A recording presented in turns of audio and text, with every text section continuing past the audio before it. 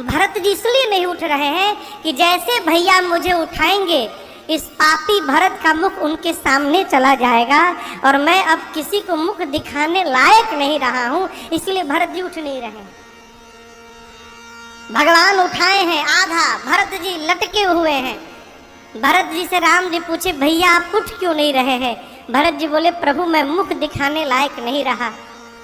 राम जी बोले आप यही चाहते हो ना कि मैं आपका मुख न देखूं?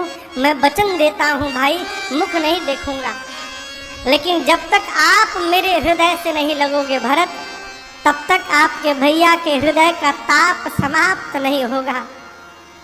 भरत जी बोले प्रभु वही तो मैं भी कर रहा हूँ, नीचे झुका हुआ हूँ तो आपके चरण दिखाई पड़ रहे हैं, आपके हृदय लग जाऊंगा तो चरण दिखाई देना बंद हो जाएगा।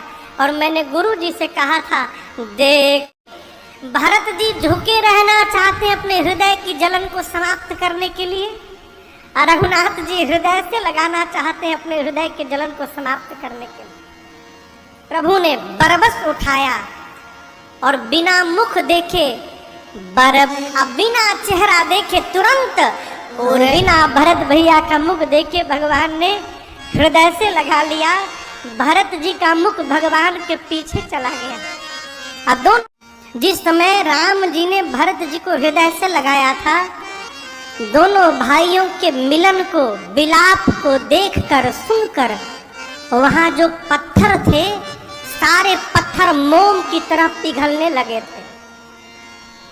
अब वो पिघले हुए पत्थर आज भी हैं, आप देखिएगा उनको जाकर। सरकार ने चारों तरफ से घेर दिया है कि कोई स्पर्श न कर सके उनको। अब आप कल्पना करिए जिस प्रेम का दर्शन करके पत्थर पिघल गए होंगे, वहां जो जीवित होंगे उनकी क्या दशा हुई होगी। गोस्वामी तुलसीदास जी तो कलम रख दिए अपना, बोले मैं नहीं लिख सकता। एक घास है जिसका नाम है गांडर। क्या नाम है? गांडर। घास है, बहुत लंबी घास होती है, नहर के किनारे निकलता है गांडर। गोस्वामी जी कहते हैं सितार के तार को निकालकर, गोस्वामी जी कहते हैं जिस प्रकार गांडर से सुंदर ध्वनि नहीं निकल सकती है, उसी प्रकार इस कुमति तुलसीदास से भरत जी और राम जी के प्रेम की व्याख्या नहीं हो सकती है। ये मेरे बस की बात नहीं है। तो स्वामी जी हाथ ऊपर कर दिए, मैं नहीं लिख पाऊंगा।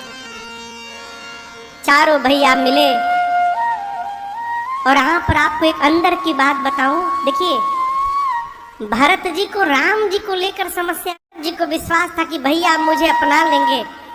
समस्या थी भाभी को लेकर, सीता मैया को लेकर। भरत जी सोचते थे कि भाभी माँ तो मिथिला से आई है, अभी 11 वर्ष ही हुए हैं, हो सकता है वो इस भरत को ठीक से जान न पाई हो।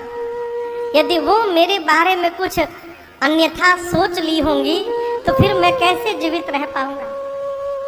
और गोस्वामी जी कहते हैं भरत जी राम जी से मिलने के बाद जब सीता मैया के पास गए, अभी बात नहीं हुई, केवल जानकी मैया का मुख देखा और मुख देखकर पता चल गया कि माँ मेरे पर अनुकूल है।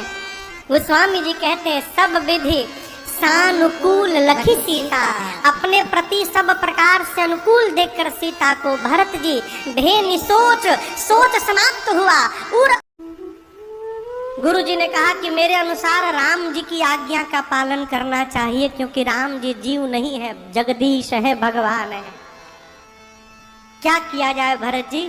भरत जी बोले जो आज्ञा गुरु जी। गुरु जी बोले यदि मेरे से आज्ञा लेंगे भरत तो एक सिद्धांत कहूंगा, बुद्धिमान वही कहलाता है जो देखे सर्वस्व डूब रहा हो तो आधे में संतोष कर ले। यदि पूरा बचाने के पीछे जाएगा तो जो आधा बच रहा था वो भी डूब जाएगा। भरत जी बोले मैं समझा नहीं गुरुदेव। गुरु जी ने कहा यदि आप और शत्रुघ्न दोनों भाई बन जाने को तैयार हो जाओ तो मैं राम लक्ष्मण सीता को लेकर वापस चला जाऊंगा। 14 साल भरत जी आपको वन में रहना पड़ेगा।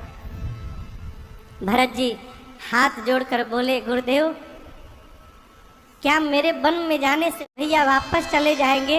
बोले मैं लेके चला जाऊंगा। गुरु जी बोले, भरत जी नाचने लगे। भरत जी, वो स्वामी जी कहते हैं ऐसा अवसर आया, ऐसा लगा मानो महाराज जीवित हो गए हो।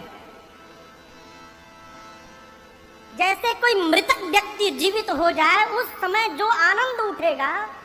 भरत जी सुने कि मेरे वन में जाने से भैया वापस चले जाएंगे,